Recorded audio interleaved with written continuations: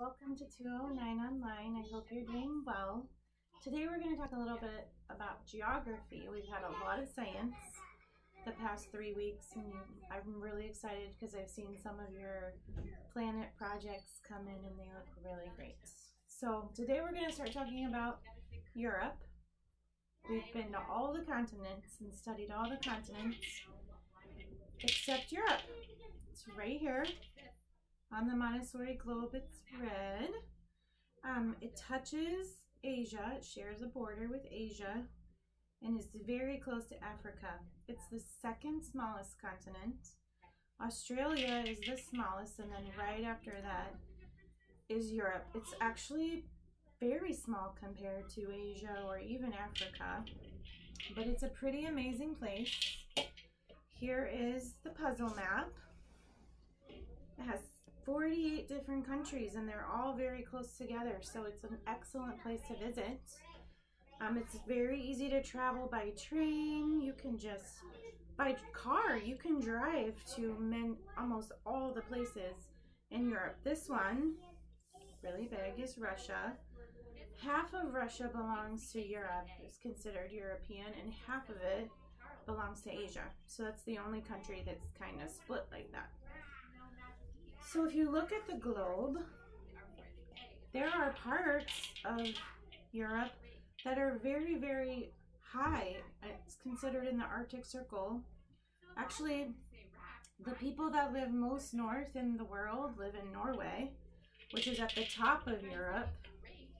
And then the bottom of Europe right here is known for like beautiful beaches and beautiful weather and amazing places. So we really wouldn't be America without Europe. All the people that settled America came from Europe. They were disappointed with circumstances and they said, we can do it better. And they mostly came from this area. They set out for a better life and settled in our country. And so comparatively, America, the United States and North America, where we live, is really considered very new. So it's not as old as Europe. The very first civilization group of people on Earth came from Europe. So when we think of castles and many of the Disney castles are based on real places in Europe. It looks very old. Very beautiful, but very, very old and full of history. And I found a really amazing video for you, and I'm going to link it in the bottom, that gives like a really great overview of the best places or most interesting places to visit in Europe. But it would be a great thing for you to have your parents help you YouTube some other places. And the students here, we have been making a list of the things they want to learn about Europe. And we've been kind of knocking that out a little bit at a time. And I can't do that with you on the video, but I wish I could. But I think it'd be great for you to make a list after learning a bit about it and seeing what you want to explore more of. Lots of you have probably been to, I know some of you have been to Europe, and I've been to Europe, and I would love to go back and visit many more places. So for your work time, I put this on there on your Google Drive. It's underneath. I'd like you to review the continents and their color. So you would color South America pink, North America orange, Africa green, Europe is red, you know. Asia is yellow, Australia is brown, and we would not color Antarctica because on our Montessori globe it's white.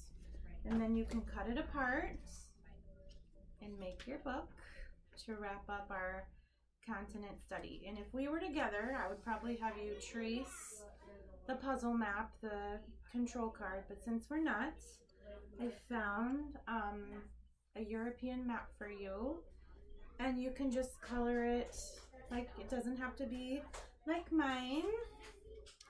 Upside down. So you just color the country's different colors, and then do your best. And if you have markers, that's great. I use colored pencils. You can use whatever you have. This is probably not a good project though to paint. And then there's another map, and it's labeled. So if you are a writer, and especially if you are a kindergartner, and if you would like to try the kindergarten work, that's great. I would like you to then label your map. So you would take this one, look at this one, and then look at where the same country is on yours, and you would write, so this is Norway, so I'm going to write Norway. Some of the land in Europe is small, and it's going to be hard to write in that small space, and that's fine. And we are just going to do this. This is what you do. You would make a line, and then you would write the country on the line. That's Estonia. So it's perfectly fine if you cannot fit your country writing on. Some of these are very small. So you would just draw a line out and do your best to write on that. And so be sure to watch the video about Europe after. The next time we're together, we're going to talk about the animals that live in Europe.